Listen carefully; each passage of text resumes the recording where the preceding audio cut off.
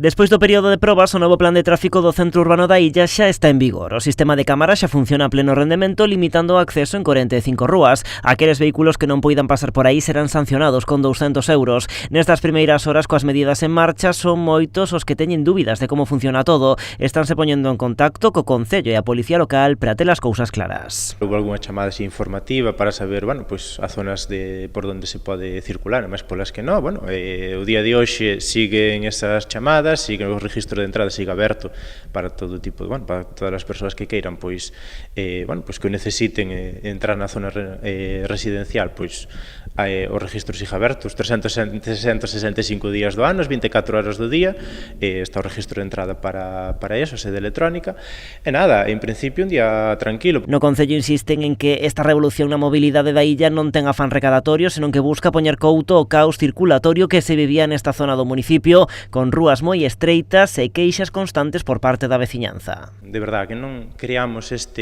bulos que se están creando ahora mismo neste pueblo, porque parece que somos uns apestados, cando eu, no seu momento, estuvémoslo facendo positivamente para que melloren, ademais, eles mesmos, tanto a hostelería como o comercio, melloren a súa economía. Pero non o ven así os negocios que están dentro da zona restringida, seguen preocupados por como pode afectar todo isto á súa economía. Eu síntome bastante preocupada, creo que é de sabiduría popular, porque desde o principio nós solo pedimos que se amolde un pouquiño a norma a todos, para que nos poidan facilitar un pouco as cousas, vémoslo un pouquiño exagerado para empezar así.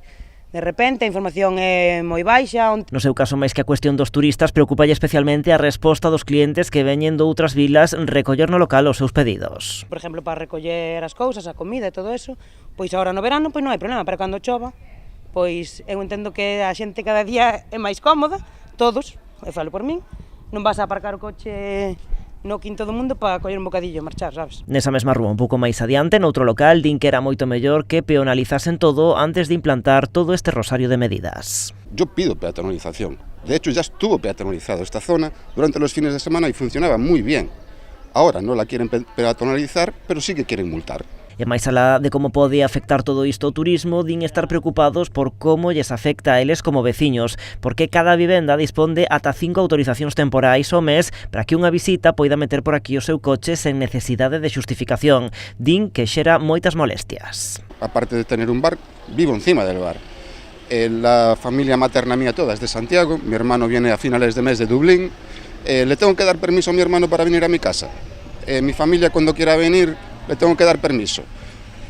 Non entendo. Unha medida que o Concello abre a porta a ir adaptando segundo o resultado que vai dando este novo plan. Polo de agora, dende o Concello, din que estas medidas xa están dando resultado cunha reducción do volume de tráfico nas zonas máis conflitivas. Sobre todo Alto da Torre, que era onde pasaban 1100 coches, ahora están sobre os 500, máis ou menos, que o que quere decir é que son prácticamente residentes.